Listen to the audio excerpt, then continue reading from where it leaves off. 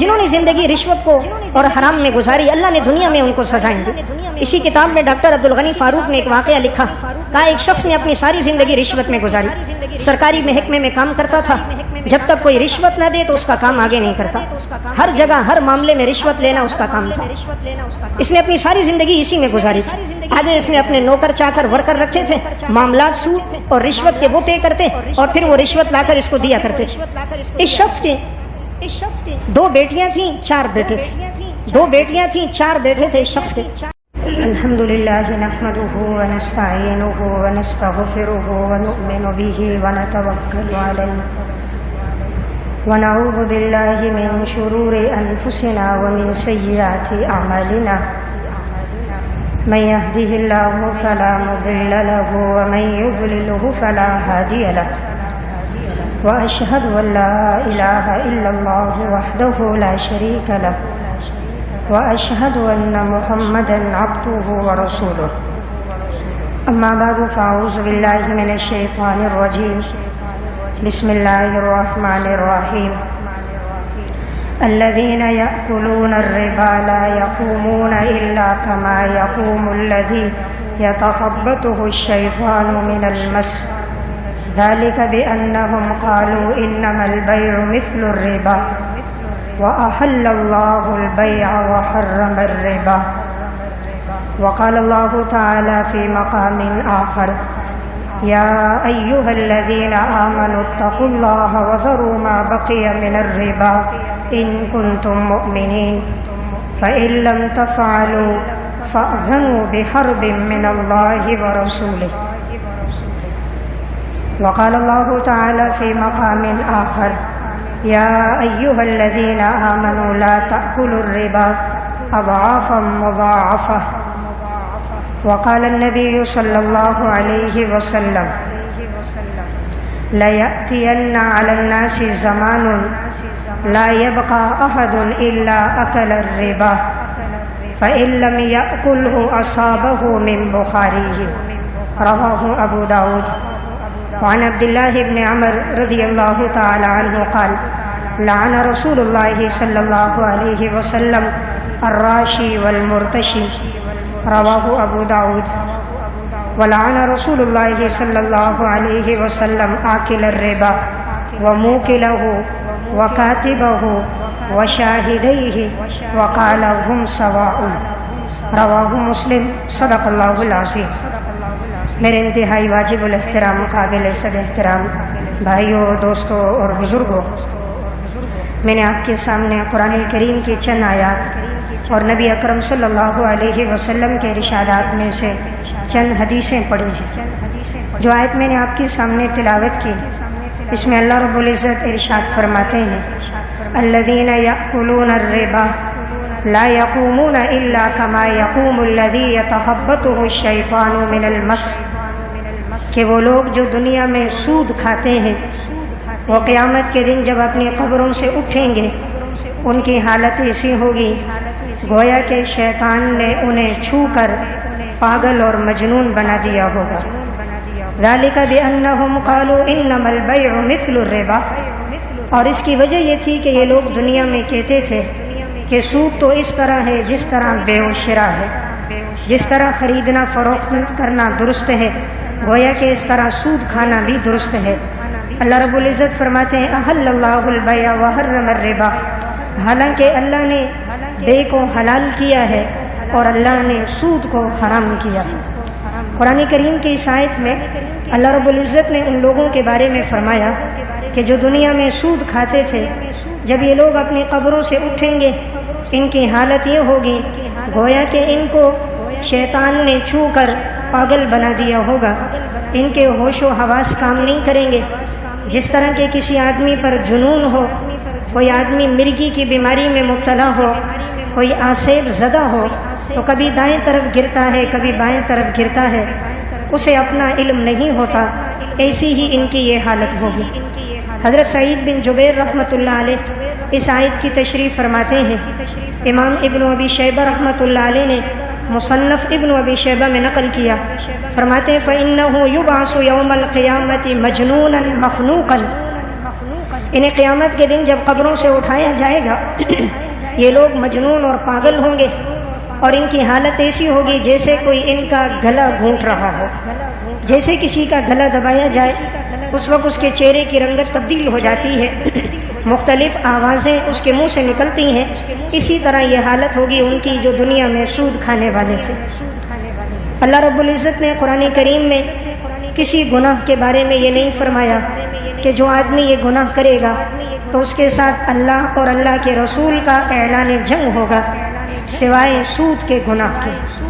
قرآن کریم میں الف لام میم سے لے کر والناس تک آپ پڑھ لو، صرف ایک گناہ ایسا ہے سود کا کہ اللہ رب العزت فرماتے ہیں یا ایھا الذین آمنوا لا تأکلوا الربا اضعافا مضاعفہ، ایمان والو تم سود کو نہ کھاؤ دگنا چگنا کر کے، یعنی تم یہ سمجھتے ہو کہ سود کھانے سے تمہارا مال ڈبل ہو جائے گا، مال بڑھ جائے گا، یہ مال حقیقت میں اللہ کے ہاں نہیں بڑھتا۔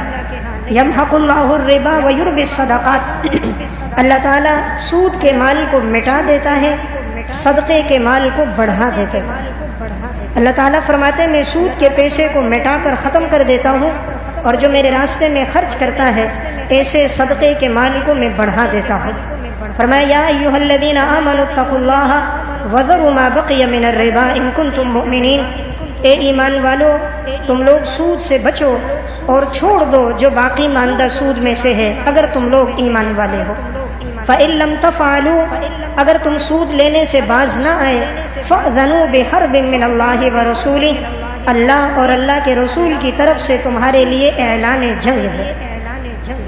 نماز کے چھوڑنے پر یہ نہیں فرمایا کہ اللہ اور اس کے رسول کی طرف سے اعلان جنگ ہے، زکوٰۃ کے چھوڑ دینے پر، حج کے نہ کرنے پر، معاملات کی عدم خرابی پر، والدین کی نافرمانی پر، یعنی کوئی گناہ ایسا نہیں ہے پورے قرآن میں جس میں اللہ تعالیٰ نے فرمایا ہو کہ میرے اور میرے رسول کی طرف سے اعلان جنگ ہے سوائے سود کے گناہ کے۔ اس سے اندازہ لگایا جا سکتا ہے یہ کتنا بڑا گناہ ہے۔ مفسرین نے لکھا ہے فَأْذَنُوا بِحَرْبٍ میں تنوین برائے تعظیم ہے، یعنی اس کے لیے ایک بہت بڑی جنگ کا اعلان ہے۔ اب اللہ جب کسی کے ساتھ جنگ کرے اللہ کو کون شکست دے سکتا؟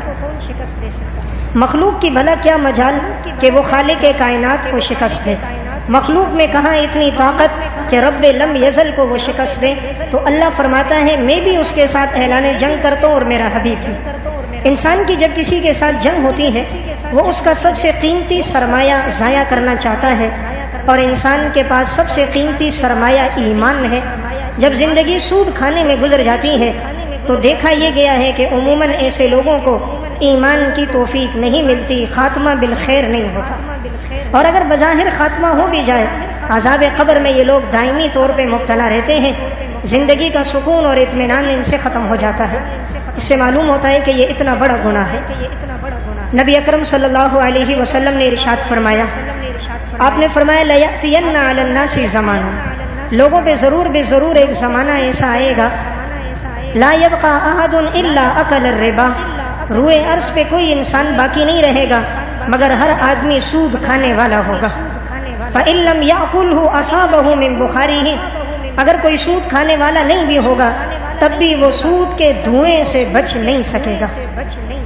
اگر کوئی سود کھانے والا نہیں بھی ہوگا وہ بھی سود کے دھوئیں سے بچ نہیں سکے گا، اشارہ ہے کسی نہ کسی طرح سود کے معاملے میں وہ مبتلا ہوگا۔ آج جو ہمارا کاروبار ہوتا ہے، بے و شرا ہوتی ہے، عموماً بینکوں کے ذریعے سے ہوتی ہے، اور اکثر بینکوں کا نظام سود پر مبنی ہے، نہ چاہتے ہوئے بھی وہ کسی نہ کسی سود میں مبتلا ہو جاتا ہے۔ آپ صلی اللہ علیہ وسلم نے ارشاد فرمایا لعن رسول اللہ صلی اللہ علیہ وسلم آکل الربا وموکلہ وکاتبہ وشاہدیہ وقال ہم سواء۔ رسول اللہ صلی اللہ علیہ وسلم نے فرمایا اللہ کی لعنت ہو سود کھانے والے پر، سود کھلانے والے پر، سود کے معاملے پہ گواہ بننے والے پر، سود کے معاملے کو لکھنے والے پر۔ فرمایا ہم سواء، یہ لعنت میں سب برابر ہے۔ سود کھانے والے پر بھی لعنت، کھلانے والے پر بھی لعنت، اس معاملے کے گواہ بننے والے پر بھی لعنت، اس معاملے کو لکھنے والے پر بھی لعنت۔ یہ لعنت کرنے والا کوئی عام انسان نہیں، امام الانبیاء صلی اللہ علیہ وسلم۔ اور لعنت کسے کہتے ہیں کہ وہ اللہ کی رحمت سے دور ہو جائے۔ آج ہم دنیا میں کسی نیک آدمی کی بد دعا سے ڈرتے ہیں، فلاں کی بد دعا سے بچنا نقصان نہ ہو جائے، لیکن امام الانبیاء کی بد دعا سے نہیں بچتے کہ آپ نے فرمایا اس پر اللہ کی لعنت ہو جو سود کھاتا ہے، کھلاتا ہے یا اس معاملے پر گواہ بنتا ہے۔ رسول اللہ صلی اللہ علیہ وسلم نے ارشاد فرمایا، سنن ابن ماجہ کی روایت ہے، آپ نے فرمایا الربا 70 حوبا ایسرها ان ينكح الرجل امه، سود کے 70 گناہ ہیں اور ان میں سب سے چھوٹا گناہ یہ ہے کہ کوئی انسان اپنی ماں کے ساتھ بدکاری کرے، زنا کرے۔ آپ صلی اللہ علیہ وسلم نے فرمایا سود کے گناہ کے 70 درجات، ایسرها سب سے چھوٹا درجہ، گویا اس گناہ کا یہ ہے کہ ان ينكح الرجل امه کہ کوئی انسان معاذ اللہ اپنی ماں کے ساتھ بدکاری کرے۔ اب یہ کتنا بڑا گناہ ہے، فرمایا سود کے 70 گناہوں میں یہ سب سے چھوٹا ہے، تو جو سب سے بڑا ہوگا وہ کس قدر سخت ہوگا۔ حضرت کعب احبار رحمۃ اللہ علیہ فرماتے ہیں، مسند احمد کی روایت ہے، فرمانے لگے کہ اگر میں 33 مرتبہ زنا کر دوں یہ مجھے پسند ہے اس سے کہ میں سود کا 1 درہم کھا لوں، سود کا 1 درہم کھا لوں، یہ میں اس سے بڑا گناہ سمجھتا ہوں کہ کوئی 33 مرتبہ زنا کر دے۔ اور ایک روایت میں 36 مرتبہ کا تذکرہ آیا ہے، اس سے معلوم ہوتا ہے کہ سود کا گناہ بہت بڑا گناہ ہے۔ صحیح بخاری کی روایت ہے، رسول اللہ صلی اللہ علیہ وسلم فجر کی نماز کے بعد صحابہ اکرام کی طرف متوجہ ہوئے۔ آپ صلی اللہ علیہ وسلم کی عادت تھی، آپ پوچھتے تھے کسی نے کوئی خواب دیکھا ہے تو مجھے بتاؤ تاکہ میں تمہیں اس کی تعبیر بتاؤں۔ اس دن اتفاق سے کسی نے کوئی ایسا خواب نہیں دیکھا تھا۔ آپ صلی اللہ علیہ وسلم نے فرمایا میں تمہیں اپنا خواب سناتا ہوں۔ رسول اللہ صلی اللہ علیہ وسلم نے فرمایا میں سویا ہوا تھا، 2 آدمی خواب میں آئے اور مجھے لے کر چلے۔ یہ آنے والے حضرت جبرائیل علیہ الصلوۃ والسلام تھے اور ان کے ساتھ دوسرے فرشتے تھے۔ فرمایا مجھے لے کر چلے، خواب میں نے دیکھا کہ میں ایک جگہ پر پہنچا اور ایک شخص کو عذاب ہو رہا تھا، اور عذاب اس طرح تھا کہ لوہے کی سلاخیں لی جاتی تھیں اور اس کے منہ میں داخل کی جاتی اور اس کے جبڑے پھٹ جاتے اور وہ سلاخیں اس کی گدی سے نکل جاتی۔ تھوڑی دیر کے بعد پھر یہ منہ جڑتا، دوبارہ یہ سلاخیں اس کے منہ میں داخل کی جاتی اور یہ اس کے پیچھے گدی سے نکل آتی، اور وہ شخص بڑے عذاب میں مبتلا تھا۔ میں نے پوچھا یہ کون ہے؟ فرمایا آگے چلے۔ آپ صلی اللہ علیہ وسلم فرماتے میں آگے گیا اور میں نے دیکھا کہ ایک شخص ہے جو بڑے سخت عذاب میں مبتلا ہے، کہ وہ نیچے لیٹا ہے اور ایک آدمی بڑا پتھر لاتا ہے، اس کے سر پہ زور سے مارتا ہے، اس کے سر کے ٹکڑے ٹکڑے ہو جاتے ہیں اور یہ پتھر لڑک کر آگے چلا جاتا ہے۔ پھر وہ شخص وہ پتھر لینے جاتا ہے، اٹھا کر دوبارہ لاتا ہے اور اس کا سر دوبارہ درست ہو جاتا ہے، پھر وہ دوبارہ مارتا ہے تو سر کے ٹکڑے ٹکڑے ہو جاتے ہیں۔ میں نے پوچھا یہ کون ہے؟ تو فرمایا کہ آگے چلیے۔ رسول اللہ صلی اللہ علیہ وسلم فرماتے میں آگے بڑھا، میں نے دیکھا کہ چند لوگ عذاب میں ہیں اور ایک تندور ہے، اس تندور کا منہ اوپر سے بند ہے، چھوٹا سا ہے، اور نیچے سے وہ بڑا کشادہ ہے، اور اس کے نیچے آگ لگی ہوئی ہے، اور وہ آگ ایسی تیز ہے کہ اس میں جلنے والے جب جلتے ہیں تو یوں آگ کی شعاؤں پہ اوپر تک آ جاتے ہیں، اور پھر جب وہ شعائیں بجھنے لگتی ہیں دوبارہ نیچے آ جاتے ہیں۔ برہنہ مرد اور برہنہ عورتیں تھیں، سخت عذاب میں مبتلا تھے، آگ کے تندور میں تھے۔ میں نے پوچھا یہ کون ہے؟ فرمایا آگے چلیے۔ رسول اللہ صلی اللہ علیہ وسلم فرماتے میں آگے بڑھا اور میں نے دیکھا کہ ایک نہر ہے جس میں خون ہی خون ہے، اور ساری نہر کے اندر خون جاری ہے، اور ایک آدمی اس خون کی نہر میں وہ باہر نکلنا چاہتا ہے، کنارے کی طرف آنے لگتا ہے، لیکن وہ پتھر اس کے منہ پہ مار دیا جاتا ہے اور دوبارہ اس کو اسی خون کی نہر میں لوٹا دیا جاتا ہے، پھر وہ آنے لگتا ہے، پھر مار دیا جاتا ہے۔ میں نے پوچھا یہ کون ہے؟ اب جبرائیل امین نے ان کی وضاحت فرمائی۔ یہ صحیح بخاری کی روایت ہے۔ فرمایا کہ آپ نے جو سب سے پہلے آدمی کو دیکھا کہ جس کے منہ میں سلاخیں داخل کی جا رہی تھیں اور وہ پیچھے سے نکل رہی تھیں اور اس کے جبڑے پھٹ جاتے تھے، یہ وہ انسان تھا جو دنیا میں جھوٹ بولتا تھا اور اس کے جھوٹ کا چرچا ہوتا تھا اور اس کا جھوٹ آفاق میں پھیل جاتا تھا، یعنی لوگوں کو بھٹکانے کے لیے، گمراہ کرنے کے لیے، اپنے کاروبار کو ترویج دینے کے لیے، جس طرح آج کل لوگ جھوٹ بولتے ہیں، تو کہا یہ جھوٹا انسان تھا، یہ اس کی سزا۔ آپ نے پوچھا یہ دوسرا آدمی جو سزا میں تھا یہ کون تھا؟ فرمایا کہ یہ وہ شخص تھا کہ جس کے سر پہ پتھر مارا جاتا اور سر کے ٹکڑے ہو جاتے۔ یہ وہ تھا جس نے دنیا میں قرآن سیکھا، قرآن پڑھا، لیکن نہ راتوں کو قرآن پڑھتے ہوئے قیام کیا، نہ دن میں قرآن پر عمل کیا، نہ قرآن کی تلاوت کی، قرآن کو پسے پش ڈال دیا، یہ اس کی سزا ہے۔ یعنی قرآن یہ پڑھا ہوا تھا لیکن قرآن پر اس نے عمل نہیں کیا۔ آج ہم دیکھتے ہیں ہماری زندگیوں میں بھی یہی بات ہے، قرآن پڑھ تو لیتے ہیں، تلاوت کرنے کی توفیق نہیں ہوتی، قرآن کے احکامات پر عمل کرنے کی توفیق نہیں ہوتی، قرآنی احکامات کو زندگی میں لانے کی توفیق نہیں ہوتی۔ فرمایا کہ یہ تیسرے لوگ کون تھے؟ حضرت جبرائیل نے فرمایا یہ وہ لوگ تھے کہ جو آگ کے تنور میں جل رہے تھے، برہنہ مرد اور عورتیں تھیں۔ کہا یہ وہ ہیں جو دنیا میں زنا کرنے والے مرد اور عورتیں، جنہوں نے دنیا میں زنا کیا تھا، یہ زانی مرد اور عورتیں ہیں جو آگ کے اس تنور میں جل رہے ہیں۔ آگ بلند ہوتی ہے تو اوپر ورنہ یہ نیچے آ جاتے ہیں۔ فرمایا کہ یہ چوتھا آدمی کون تھا؟ رسول اللہ صلی اللہ علیہ وسلم نے فرمایا کہ جبرائیل امین نے آپ سے کہا یہ چوتھا وہ تھا جس کو آپ نے خون کی نہر میں دیکھا، وہ باہر آتا دوبارہ اس کو پتھر مار کے اندر کرتے۔ کہا یہ دنیا میں سود کھانے والا آدمی تھا، یہ دنیا میں سود خور تھا۔ تو گویا کہ خون کی نہر میں دوسروں کا خون چوسنے والا تھا۔ غریب آدمی قرضہ مانگنے جاتا تو یہ سود پہ دیتا، اور دوسروں کے مال سے یہ ناجائز اپنی آمدنی حاصل کرتا، دوسروں کا خون چوستا تھا۔ آج اس کو خون کے عذاب میں مبتلا کیا گیا اور یہ باہر نکلنا چاہتا ہے لیکن یہ باہر آ نہیں سکتا، دوبارہ فرشتہ اسے پتھر مار کے اندر لوٹا دیتا۔ تو یہ چار گناہگار تھے جو چار مختلف عذابوں میں مبتلا تھے۔ تو ان میں سے ایک کون تھا؟ سود کھانے والا۔ اس لیے میں نے عرض کیا سود کھانا ایک بہت بڑا گناہ ہے۔ احادیث مبارکہ میں اس گناہ پر بڑی سخت وعیدیں جناب رسول اللہ صلی اللہ علیہ وسلم نے بیان فرمائی۔ آپ نے فرمایا اجتنبوا السبع الموبقات، 7 گناہوں سے اپنے آپ کو بچانا جو انسان کو ہلاک کر دینے والے ہیں۔ نمبر 1 الشرک باللہ، اللہ کے ساتھ شریک ٹھہرانا۔ نمبر 2 والسحر، کسی پر جادو کرنا۔ نمبر 3 وقتل النفس التي حرم اللہ الا بالحق، کسی انسان کو ناحق قتل کرنا۔ نمبر 4 وَأَكْلُ الرِّبَا، سود کھانا۔ نمبر 5 وَأَكْلُ مَالِ الْيَتِيمِ، یتیم کے مال کو کھانا۔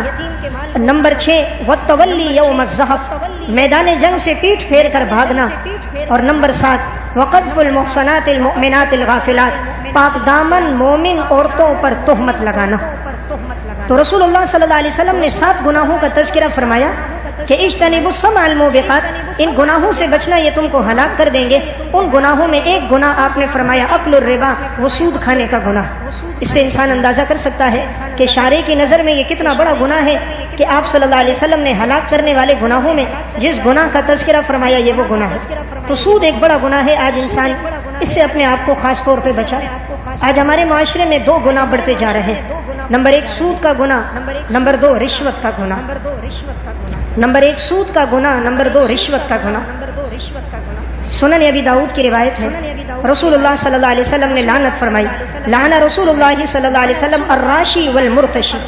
آپ صلی اللہ علیہ وسلم نے فرمایا اس پر اللہ کی لعنت ہو جو رشوت لینے والا ہو یا جو رشوت دینے والا ہو۔ آپ نے دونوں پر لعنت فرمائی۔ اس سے معلوم ہوا کہ کتنا بڑا گناہ ہے کہ صاحب شریعت اس گناہ پر لعنت فرما رہے ہیں۔ عموماً دیکھا یہ گیا ہے کہ جن کی زندگی سود میں اور رشوت میں گزرتی ہے، اللہ تعالیٰ آخرت سے پہلے دنیا میں بھی ان کو عبرتناک سزاؤں میں گرفتار کر دیتا۔ اردو کی ایک کتاب ہے ناقابل یقین سچے واقعات، اس میں انہوں نے بہت سے ایسے واقعات لکھے۔ ایک واقعہ اس میں انہوں نے لکھا کہ ایک شخص تھا پولیس کے اندر، وہ باقاعدہ افسر رہا۔ جب اس کا انتقال ہوا تو یہ وہ شخص تھا جس نے زندگی بھر اپنی رشوت میں گزاری۔ یہ کوئی معاملہ بغیر رشوت کے نہیں کرتا تھا، جس سے کوئی بات ہو جب تک پیسے نہ دیے جائیں تو یہ معاملے کو طے نہ کرتا۔ ساری زندگی اس نے رشوت میں گزاری۔ جب اس کا انتقال ہوا اسے قبرستان لے کر گئے۔ جب دفنانے لگتے تھے قبر میں، ایک قبر تیار کی گئی اور جب اس کی لاش بیچ میں رکھنے لگے تو قبر بالکل ٹیڑھی ہو گئی، لاش بیچ میں نہیں جاتی تھی۔ بڑا زور لگایا، لاش نہ گئی۔ انہوں نے دوسری جگہ قبر کھودی اور اس پولیس آفیسر کو اس میں دفنانے لگے، پھر قبر ٹیڑھی ہو گئی، لاش بیچ میں نہیں جا رہی تھی، گویا زمین اسے قبول نہیں کر رہی تھی۔ تیسری جگہ قبر کھودی، تب بھی ایسا ہوا، چوتھی جگہ تب بھی ہوا۔ آخر لوگ تنگ آ گئے کہ اتنی قبریں کھود دیں اور یہ ہر دفعہ قبر ٹیڑھی ہو رہی ہے۔ انہوں نے کسی سے پوچھا، کہا یہ اس کی کوئی بدعملی کی سزا ہے، لہٰذا بہتر ہے جس طرح بھی ہے اس کو قبر کے گھڑے میں ڈال دو۔ آخر انہوں نے پھر زبردستی اس کے جسم کو ٹیڑھا کر کے کسی طرح قبر کے گھڑے میں ڈال دیا۔ کہا ہم نے اوپر اینٹیں رکھی اور واپس لوٹ آئے، آگے کیا ہوا کہا وہ اللہ ہی جانتا۔ تو زندگی اس نے اپنی گزاری تھی رشوت لینے میں، تو اللہ تبارک و تعالیٰ نے اسے دنیا میں یہ سزا دے دی۔ اسی کتاب میں انہوں نے ایک واقعہ لکھا کہ ایک شخص بظاہر نیک تھا، صوم و صلات کا بھی پابند تھا، لڑکیوں کی شادیاں بھی کراتا، لوگوں پہ مال بھی خرچ کرتا، لوگوں میں اس کی ایک نیک نامی تھی کہ بڑا سخی آدمی ہے۔ جب اس کا انتقال ہوا تو اس کے جنازے میں شرکت کرنے کے لیے لوگ کافی دور سے آئے۔ جب اس کا جنازہ ہو گیا اس کو بھی اسی طرح قبرستان لے جایا گیا۔ جب اس کو دفنانے لگتے تھے تو قبر اوپر سے بند ہو جاتی تھی، نیچے سے کھلی ہے، اوپر سے قبر بند ہو جاتی، جسم اندر نہیں جاتا۔ دوسری جگہ کوشش کی، تیسری جگہ کوشش کی، نہ ہوا۔ آخر کار انہوں نے گڑھا کھود کر کسی طرح جسم کو اندر ڈال دیا۔ کہا جب ہم وہاں سے لوٹنے ہی لگے تھے اچانک ایک زلزلہ سا ہوا، قبر دھسنے لگی اور دھواں نکلا اور قبر سے ایک آگ نمودار ہو گئی اور ساری قبر جلنے لگ گئی۔ تو ہم سارے وہاں سے دوڑتے ہوئے نکلے کہیں عذاب کی لپیٹ میں ہم نہ آ جائیں۔ تو ہم کہنے لگے یہ تو بڑا دیندار آدمی تھا، آخر یہ کیوں عذاب قبر میں مبتلا ہے؟ جب اس کے گھر والوں سے، اہل محلہ سے خبر ملی تو کہا یہ وہ تھا جس نے اپنی ماضی کی ساری زندگی رشوت خوری میں گزاری، ساری زندگی رشوت لیتا رہا، رشوت کے ذریعے سے اس نے اپنے کاروبار کیے، رشوت کے ذریعے سے اس نے اپنی جائیدادیں بنائی، اب آخری عمر میں وہی رشوت کا پیسہ لوگوں پہ خرچ کرتا تھا۔ تو بھلا حرام کا صدقہ تو اللہ قبول نہیں کرتا، حرام کا مال تو اللہ اپنے راستے میں قبول نہیں کرتا، اب بھلا وہ حرام کا مال خدا کے ہاں کیسے قبول ہوتا؟ تو صوم و صلات کا وہ پڑھنا اللہ کے ہاں کام نہ آیا، اس لیے کہ ماضی کی زندگی اس کی رشوت خوری میں گزری تھی۔ تو بہرحال یہ دو بڑے گناہ ہیں، آج انسان اس سے اپنے آپ کو بچائے۔ آپ صلی اللہ علیہ وسلم نے فرمایا تھا، سنن نسائی کی روایت ہے، فرمایا میری امت پہ ایک زمانہ آئے گا یہ لوگ شراب پیئیں گے، یسمونہا بغیر اسمہا، اور یہ اس کے نام کو تبدیل کر دیں گے، شراب پیئیں گے، شراب کا نام بدل دیں گے۔ آج وہی ہو رہا، ہم گناہ کرتے ہیں، گناہوں کے نام ہم نے بدل دیے۔ آج رشوت کا نام ہے چائے پانی، آج سود کا نام ہے نفع، مجھے پروفٹ ملا ہے، جس کو اللہ فرما رہا ہے کہ اس کے ساتھ میرا اعلان جنگ ہے، مسلمان کہہ رہے مجھے پروفٹ ملا، یہ نفع۔ گناہوں کے نام ہم نے بدل دیے۔ بھلا شراب کی بوتل پر لبنن خالصن لکھنے سے وہ دودھ تو نہیں بنتا، خنزیر کو بکرا کہنے سے وہ بکرا تو نہیں بنتا۔ جو چیز اللہ اور اس کے رسول نے حرام کی ہے وہ حرام ہے۔ اس لیے انسان اپنے لیے ہیلے بہانے بنا کر جب استعمال کرتا ہے تو وہ مال اس کو نصیب نہیں ہوتا۔ ڈاکٹر عبد الغنی فاروق کی کتاب مکافات عمل، اس میں انہوں نے اس طرح کے واقعات لکھے کہ جنہوں نے مال حرام میں زندگی گزاری اللہ نے کیا سزا دی۔ کہا کہ ایک شخص کے ہاں جانا ہوا تو اس گھر کے اندر ایک صحن میں دو بچے کھیل رہے تھے، ایک کی عمر 4 سال، دوسرے کی عمر تقریباً 5 سال، دونوں بچے تھے، کھیلتے ہوئے نظر آئے۔ تو پوچھا یہ بچے کس کے ہیں؟ تو کہا یہ فلاں صاحب کے نواسے ہیں، فلاں صاحب کے یہ دونوں نواسے ہیں۔ اس نے پوچھا وہ فلاں صاحب کہاں ہیں؟ کہا اس کی زندگی تو بڑی غموں اور پریشانیوں میں ہے۔ کہا کیوں غموں میں؟ اللہ نے اس کو نواسوں کی نعمت بھی دی۔ کہا یہ انسان ایسے غم اور تکلیفوں میں اس وجہ سے ہے کہ یہ آدمی سرگودا کے اندر تعلیمی کمیٹی کا سربراہ تھا اور اس نے 3 کروڑ روپے کا غبن کیا تھا، 3 کروڑ روپے کا اس نے غبن کیا تھا۔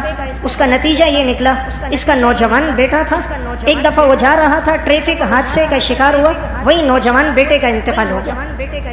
اس شخص کی 2 بیٹیاں تھیں اور اس نے اپنے بھائی کے دونوں بیٹوں سے اپنی دونوں بیٹیوں کا نکاح کیا تھا، یعنی اپنے بھتیجوں سے۔ کہا یہ جو 2 بچے ہیں یہ اسی کے بیٹیوں کے بچے ہیں، اس کے نواسے ہیں، لیکن آپس میں ناچاکی ہو گئی تو ان دونوں بھتیجوں نے اس شخص کی دونوں بیٹیوں کو طلاق دی۔ تو بیٹیوں کی عمر 21 سے 22 سال کے درمیان میں ہے۔ اب وہ دونوں بچیاں بھی گھر آ گئیں، 2 ہی بیٹیاں تھیں، وہ بھی گھر لوٹ کر آ گئیں اور یہ نواسے ہیں۔ تو ایک بیٹا حادثے کا شکار ہوا اور وہ دنیا سے چل بسا، دونوں بیٹیاں واپس آ گئیں، باقی ایک بیٹا بچا۔ اس بیٹے کے لیے جو اس نے شادی کی تھی وہی اپنے بھائی کی بیٹی اس کے لیے یعنی اپنی بھتیجی کا رشتہ کیا تھا۔ تو جب اس نے دیکھا اس کی دونوں بیٹیوں کو انہوں نے طلاق دی، اس نے اپنے بیٹے کو کہا تم بھی اس کی بیٹی کو دو، مجبور کیا، بیٹے نے بھی طلاق دے دی۔ تو گویا بیٹا بھی گھر پہ رہ گیا، بچہ رہ گیا، اس کی بھی گھر والی چلی گئی طلاق، دونوں بیٹیاں بھی لوٹ کر آ گئی، انہیں بھی طلاق۔ نوجوان بیٹا حادثے کا شکار ہو گیا، گھر والی بیماریوں میں مبتلا ہو کے چند مہینوں میں دنیا سے چلی گئی اور پھر یہ آخری عمر میں امراض میں مبتلا ہو گیا۔ زندگی حرام میں گزاری تھی، اللہ نے سزا دی۔ انسان نادان ہے، وہ سمجھتا ہے میرے تعلقات ہیں، میں اس کو استعمال کر رہا، میرے ہاتھ میں طاقت ہے، میرے اختیارات آگے تک موجود ہیں، میرے اوپر کون ہاتھ ڈالے گا؟ تیرے اوپر وہ ہاتھ ڈالے گا جس نے تیرے ہاتھوں میں پکڑنے کی طاقت ڈالی، تیرے اوپر وہ ہاتھ ڈالے گا جس ذہن کو استعمال کر کے تو حرام کھاتا تھا، تیرے اوپر وہ اپنے آزاد میں لے گا جس کو تو نے استعمال کر کے رشوت کا مال لیتا تھا۔ اس رب کی بادشاہت پر تو کوئی زوال نہیں، وہ عادل ہے، عدل پر فیصلہ کرتا ہے، زندگی جیسی ہوتی ہے وہ اسی کے مطابق سزا دیتا ہے۔ ان اللہ لا یظلم الناس شیئا ولکن الناس انفسهم یظلمون، ہم کسی پہ ظلم نہیں کرتے، انسان نادان گناہ کر کر کے اپنے اوپر ظلم کرتا ہے۔ تو یہ معاشرے کے دو بڑے گناہ جو اس وقت بڑھتے جا رہے ہیں، سود کا گناہ اور رشوت کا گناہ، کہ اتنا بڑا گناہ کہ رسول اللہ صلی اللہ علیہ وسلم فرما رہے الربا 70 حوبا، سود کے 70 درجے ہیں، ایسرھا ان ينكح الرجل امه، سب سے نچلا درجہ ہے کوئی اپنی ماں کے ساتھ زنا کرے۔ سود کے 70 درجے، سب سے چھوٹا درجہ کوئی اپنی ماں کے ساتھ زنا کرے۔ آپ نے فرمایا اتنا بڑا گناہ اور اتنی ہولناک وعیدیں سننے کے بعد بھی آج کا نادان مسلمان کہتا ہے کوئی مسئلہ نہیں، اللہ غفور الرحیم ہے، اللہ غفور الرحیم ہے، لیکن ان بطش ربک لشدید، اس کی پکڑ بھی سخت ہے، واملی لہم ان کیدی متین بھی ہے۔ وہ اتنے واضح پیغامات قرآن اور حدیث میں تھے، پھر بھی نادان نہ مانے تو یہ اس کی بدبختی ہے۔ یاد رکھیں حرام سے پرورش پائی ہوئی اولادیں کبھی فرما بردار نہیں ہوتی، حرام کے مال سے پرورش پانے والی بیوی کبھی بھی انسان کے سکون اور اطمینان کا ذریعہ نہیں بنتی، وہ بد اخلاق ہو جاتی ہے، لا علاج بیماریوں میں مبتلا ہو جاتی ہے، اولاد باپ کے گریبان میں ہاتھ ڈال دیتے ہیں۔ اور ایسا بھی دیکھا جنہوں نے رشوت میں زندگی گزاری، اسی بیٹے نے اپنے باپ کو قتل کر دیا۔ مکافات عمل میں انہوں نے واقعہ لکھا، لاہور میں پیش آیا، لاہور کے روزنامہ پاکستان میں بھی یہ واقعہ چھپا۔ پولیس انسپکٹر تھا، ساری زندگی رشوت میں اس نے گزاری تھی۔ اس شخص کی 2 بیٹیاں اور 1 بیٹا تھا، گھر والی کا انتقال ہو گیا تھا۔ انتقال کے بعد جب یہ بیٹا جوان ہوا، اب یہ باپ سے مطالبہ کرتا تھا جتنی تیری کمائی ہے مجھے دے دو، باپ نہیں دیتا تھا۔ آخر کار اس بیٹے نے اپنے باپ کے اوپر دعویٰ کر دیا، کہا یہ جو مکان ہے یہ مکان میرا ہے، میرے باپ کا نہیں۔ ان کا آپس میں یہ جھگڑا چلتا رہا، باپ ناراض ہو کر اپنی بیٹیوں کے ہاں چلا گیا، کسی نے درمیان میں آ کے ان کی صلح کرا دی باپ بیٹے کی، تو یہ باپ واپس آ گیا۔ اس نے کہا نہیں آپ کا بیٹا آپ کو کوئی تکلیف نہیں دے گا۔ والد اپنے بیٹے کے گھر دوبارہ آ گیا جہاں بیٹے کی رہائش تھی۔ ایک دن کیا ہوا، باپ سویا ہوا تھا اور وہ بیٹا رائفل لے کر آیا اور اپنے باپ کے سینے پر پوری برش خالی کر دی۔ اگلے دن پتہ چلا کہ بیٹے نے اپنے باپ کو قتل کر دیا، باپ کی عمر 60 سال تھی۔ جس حرام کے مال سے اس نے بیٹے کی پرورش کی تھی، اس میں فرما برداری کہاں سے آئے گی، اس میں اطاعت گزاری کہاں سے آئے گی، وہ والدین کی آنکھوں کی ٹھنڈک کہاں سے بنے گا جب اس نے رشوت کے مال پر اس کی پرورش کی ہوگی۔ اس لیے یاد رکھیں رشوت کا مال، سود کا مال نصیب نہیں ہوتا۔ رسول اللہ صلی اللہ علیہ وسلم نے فرمایا، مسند احمد کی روایت ہے، فرمایا سود کا مال تمہیں بڑھتا ہوا نظر آتا ہے لیکن انجام یہ ہوتا ہے کہ یہ آخر میں ختم ہو جاتا ہے۔ اسی لیے قرآن کہتا ہے یمحق اللہ الربا ویربی الصدقات، اللہ سود کو مٹاتا ہے صدقات کو بڑھاتا ہے۔ اللہ فرما رہے میں سود کو مٹا دیتا ہوں، اس لیے سود کا مال زیادہ نظر آتا ہے لیکن حقیقت میں اس سے فائدہ کوئی نہیں ہوتا۔ تو میں عرض کر رہا تھا جنہوں نے زندگی رشوت کو اور حرام میں گزاری، اللہ نے دنیا میں ان کو سزائیں دی۔ اسی کتاب میں ڈاکٹر عبدالغنی فاروق نے ایک واقعہ لکھا، کہا ایک شخص نے اپنی ساری زندگی رشوت میں گزاری، سرکاری محکمے میں کام کرتا تھا، جب تک کوئی رشوت نہ دے تو اس کا کام آگے نہیں کرتا، ہر جگہ ہر معاملے میں رشوت لینا اس کا کام تھا۔ اس نے اپنی ساری زندگی اسی میں گزاری تھی۔ آگے اس نے اپنے نوکر چاکر ورکر رکھے تھے، معاملات سود اور رشوت کے وہ طے کرتے اور پھر وہ رشوت لا کر اس کو دیا کرتے۔ اس شخص کے 2 بیٹیاں تھیں، 4 بیٹے تھے، 2 بیٹیاں تھیں، 4 بیٹے تھے اس شخص کے۔ اس نے اپنے اس رشوت کے مال پر اپنے لیے ایک عالیشان گھر بنوایا۔ اب جب یہ بچے جوان ہو گئے تو پہلا بیٹا 25 سال عمر ہوئی تو اس کے اپنے بنوئی کے ساتھ اختلاف ہو گیا، اپنے بنوئی کو قتل کرنے کے لیے گیا۔ اس کو معلوم تھا کہ اس کا ارادہ غلط ہے اور اسے خبر کہیں سے پہنچی تھی، وہ اپنے ساتھ ہتھیار لے کے گھومتا تھا، تو یہ جیسے بنوئی کو قتل کرنے گیا اس نے الٹا اس کے اوپر وار کر دی اور اسے قتل کر دیا۔ تو اس شخص کا یہ پہلا بیٹا 25 سال کی عمر میں عین شباب میں دنیا سے چلا گیا۔ جو دوسرا بیٹا تھا وہ بھی عیاشی کی زندگی گزارتا تھا، اس کی گاڑی تھی جو اس نے رشوت کے مال سے لی تھی، وہ اس گاڑی میں وہ بیٹا بیٹھ کر تفریح کے لیے لاہور گیا۔ جب ایک پل پر پہنچا اچانک ایسا ہوا کہ گاڑی کے اندر آگ لگ گئی اور آگ لگنے سے وہی بیٹا اسی گاڑی میں جل کے تباہ ہو گیا، گاڑی بھی ختم ہو گئی، بیٹا بھی جھلس گیا۔ تیسرا جو اس کا بیٹا رہا اس کی ویسیار کی دکان تھی۔ حرام سے جو پرورش پاتے ہیں وہ عالم، وہ حافظ اور متقی تو نہیں بنتے، وہ پھر یا ویسیار کی دکانیں چلاتے ہیں یا سینما ہال چلاتے ہیں یا رشوت کی دکانیں چلاتے ہیں یا جسم فروشی کے اڈے چلاتے ہیں۔ جیسی پرورش کی ہوتی ہیں ویسے ہی انہوں نے آگے زندگی گزارنی ہوتی۔ تو تیسرے بیٹے کے سینما کی دکان تھی اور وہ یہاں سے ویسیار لے کر اور وہ اس کی کیسٹیں لے کر لے جاتا تھا۔ تو ایک دفعہ ایک جگہ ایک شخص کو ویسیار چاہیے تھا، وہاں لے جا رہا تھا، اس کے ہاتھ میں تھا، راستے میں ایکسیڈنٹ ہو گیا، اس کا بھی انتقال ہو گیا۔ 3 بیٹے اس کے مر گئے، چوتھا بیٹا رہ گیا۔ اب چوتھا بیٹا جو تھا اس نے سوچا صرف 2 بہنیں ہیں، ان 2 بہنوں کو قتل کر دیتا ہوں، باپ کی جو اتنی کمائی ہے یہ سب میرے پاس آ جائے گی۔ تو اس نے اپنی دونوں بہنوں کو قتل کرنے کا منصوبہ بنایا، دونوں شادی شدہ تھے، گھر بلایا کہ ان کے لیے دعوت کا انتظام کیا، کہا صرف تمہاری دعوت ہے اور تمہارے بچوں کی آ کے رہو۔ وہ گھر آئے، ایک دن رہے، اگلے دن یہ بدبخت گیا اور اسلحہ لے کر آیا، اپنی دونوں بہنوں کو قتل کر دی۔ 2 بہنیں بھی قتل ہو گئی، 3 اس کے بیٹے بھی گئے، 2 بیٹیاں بھی گئی، اب یہ ایک رہ گیا۔ اب اس نے یہ سوچا تھا سارا مال میرے پاس آ جائے گا، اب یہ اس مال سے اپنے لیے ایک ٹاور تعمیر کر رہا تھا۔ مزدور اس نے لگائے کہ دن دہاڑے میں اس کو تعمیر کروں گا، اور وہاں پر یہ کھڑا ہوا ہے سروے کر رہا ہے۔ اتنے میں اس کا بنوئی جس کی بیوی کو اور اس نے جو اپنی بہن کو مارا تھا، وہ جو اس کے بنوئی تھا وہ آیا اسلحہ لے کر اور اس شخص کو اسی کے ٹاور کے سامنے اس کو بھی قتل کر دیا۔ 4 بیٹے بھی مر گئے، 2 بیٹیاں بھی مر گئی۔ جب اس کی بیوی کو پتہ چلا برداشت نہ ہوا، ہارٹ اٹیک ہوا، اس کا بھی انتقال، پورا گھرانہ تباہ و برباد ہو گیا۔ حرام کے مال سے جس کی پرورش ہوتی ہے وہ اولادیں نصیب نہیں ہوتی، وہ اولادیں آنکھوں کی ٹھنڈک نہیں بنتی، وہ ملک اور ملت کا پاسبان اور دین کا ترجمان نہیں بنتی، وہ انسان کی نیک نامی اور عزت کا ذریعہ نہیں بنتی، بلکہ وہی اولاد انسان کو ذلیل اور رسوا کر دیتی۔ جب وہ جوانی کو پہنچتی ہیں وہ ایسے کارنامے، ایسے افعال کرتے ہیں کہ ماں باپ چاہتے ہیں زمین پھٹ جائے ہم اندر چلے جائیں۔ وجہ کیا بنی کہ اس نے اپنی زندگی ایسی گزاری۔ اس لیے میں عرض کر رہا تھا یہ 2 بڑے گناہ ہیں، سود کا گناہ، رشوت کا گناہ۔ شریعت میں ان دونوں گناہوں پر بڑی وعید آئی ہے۔ جنہوں نے زندگی ان گناہوں میں گزاری، آپ ان کا مستقبل دیکھ لو، انہیں سکون نہیں ملتا۔ بنگلہ ہوتا ہے سکون نہیں ہوتا، گاڑی ہوتی ہے اطمینان نہیں ہوتی، بیوی ہوتی ہیں لیکن اس سے راحت نہیں ملتی، اولاد ہوتی ہیں لیکن نافرمان ہوتی ہے، جسم موجود ہوتا ہے لیکن لا علاج بیماریوں میں مبتلا ہو جاتا ہے۔ حرام کے ذریعے سے جو مال کمایا ہوتا ہے وہ سارا مستقبل میں اپنی بیماری کے علاج کرنے پہ لگ جاتا ہے، پھر کبھی ایک ہسپتال کبھی دوسرے ہسپتال، نتیجہ یہ نکلتا ہے حرام کا مال جہاں سے آیا تھا اسی راستے میں لگ جاتا ہے۔ مکافات عمل میں انہوں نے ایک واقعہ لکھا، ایک اور شخص تھا جس کی زندگی بھی رشوت میں گزری، ساری زندگی وہ رشوت لیتا رہا اور ایک سرکاری آفیسر تھا وہ۔ اس شخص کے 2 بیٹے اور 2 بیٹیاں تھیں۔ جب یہ بچوں کی عمر بڑھی، ایک کی 7 سال ایک کی 8 سال، بیٹیوں کی عمر بڑھی، تو انہوں نے ایک دن والد سے کہا آج ہم تفریح کے لیے جاتے ہیں۔ والد نے کہا ٹھیک ہے میں تمہیں ساحل سمندر لے کے چلتا ہوں۔ انہوں نے کہا نہیں فلاں جگہ جو نہر جا رہی ہے وہاں نہر کا پانی گزرتا ہے اور وہاں ٹانگے کی سواری ہوتی ہے، اس میں بیٹھ کر ہم جائیں گے، ہوا بھی لگے گی، نظارہ بھی ہوگا۔ والد اپنے بچوں کو لے کر چلا گیا، یہی 4 بچے تھے، 2 بیٹے اور 2 بیٹیاں۔ والد نے وہاں پر ایک ٹانگے والے کو کہا، اس نے ان کے بچوں کو پیچھے بٹھا دیا اور وہ آگے ٹانگے والا اپنے گھوڑے کو چلا رہا ہے، آہستہ آہستہ گھوڑا چلتا چلتا نہر کے کنارے جا رہا ہے۔ تھوڑی دیر آگے پہنچے، اچانک وہ گھوڑا بدک گیا اور بدک کر اس نے اس نہر میں چھلانگ لگا دی۔ اب جو چلانے والا تھا وہ تو تیرنا جانتا تھا، وہ تو نکل آیا اور اس کے 2 بیٹے اور 2 بیٹیاں ڈوب کر 4 جنازے ایک دن میں ایک گھر سے نکل گئے۔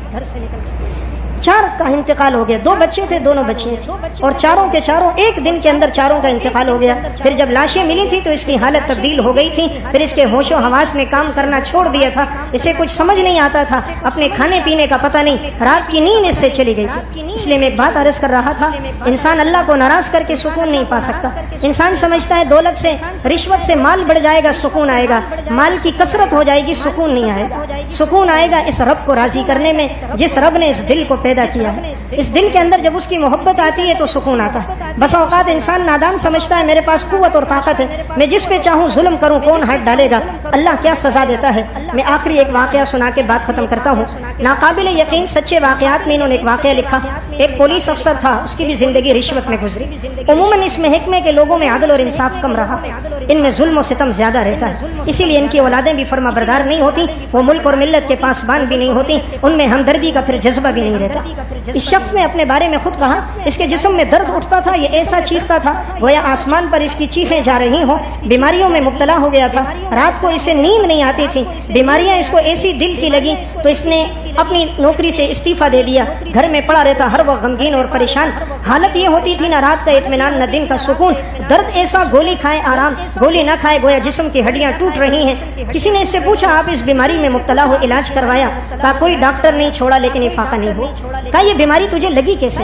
اس نے کہا مجھے لگی اس طرح، ایک دفعہ میرے تھانے میں ایک کیس آیا اور اس میں ایک بیوہ عورت کے بچے کو کسی نے قتل کیا تھا اور مجھے پتا چلا تھا کہ فلاں قاتل ہے، لیکن وہ قاتل آیا، اس نے مجھے بہت سارا رشوت پیسہ دے دیا اور کہا کسی طرح میرا نام نہ آئے۔ اب میں سوچ رہا تھا اس کیس کو کس پہ ڈالوں، تو اس کی بیوہ ماں آئی میرے سامنے رونے لگی کہ میرے بچے کو بے دردی سے قتل کیا ہے اور تم قاتلوں کو سزا دو۔ تو بجائے یہ کہ میں سزا دیتا، میں نے الٹا وہ معاملہ اس کی ماں پہ ڈال دیا اور میں نے یہ کیس کیا کہ اس کی ماں معاذ اللہ بدکاری کرتی ہیں اور یہ بچہ اپنی ماں کو روکتا ہے تو ماں نے غصے میں آ کر اپنے بیٹے کو خود قتل کیا، رپورٹ خود سے تیار کر دی اور معاملہ قاتل پہ ڈالنے کے بجائے اس بیوہ عورت پہ ڈال دیا کہ اس نے اپنے بیٹے کو قتل کیا۔ کہا وہ معاملہ تو رفع دفع ہو گیا، لیکن اس کے چند دن گزرے کہ مجھے یہ بیماری لگ گئی، اب میں رات کو سوتا ہوں وہی بیوہ عورت خواب میں آتی ہے، مجھے گریبان سے پکڑ کے جھنجھوڑتی ہیں، تو نے کس جرم کی پاداش میں میرے اوپر الزام لگایا؟ ایک میرا بیٹا قتل ہوا، دوسرا تو نے مجھے زانی اور بدکار بنایا، بتا خدا کے دربار میں کیا جواب دے گا؟ کہا ایک دم مجھے جھنجھوڑتی ہے، آنکھ کھل جاتی ہے، نیند اس کی ختم ہو گئی، سکون ختم ہو گیا، اولاد نے ساتھ چھوڑ دیا، آخر میں ہر وقت کہتا اے اللہ مجھے معاف کر، وہ عورت مجھے معاف کرے، لیکن بلا کہاں معافی تھی، اسے معلوم نہیں تھا وہ بیوہ عورت پھر کہاں گئی۔ اس لیے میں نے ایک بات عرض کی، سود اور رشوت ایک بڑے گناہ ہے، انسان ان گناہوں سے اپنے آپ کو بچائے۔ اللہ ہم سب کو عمل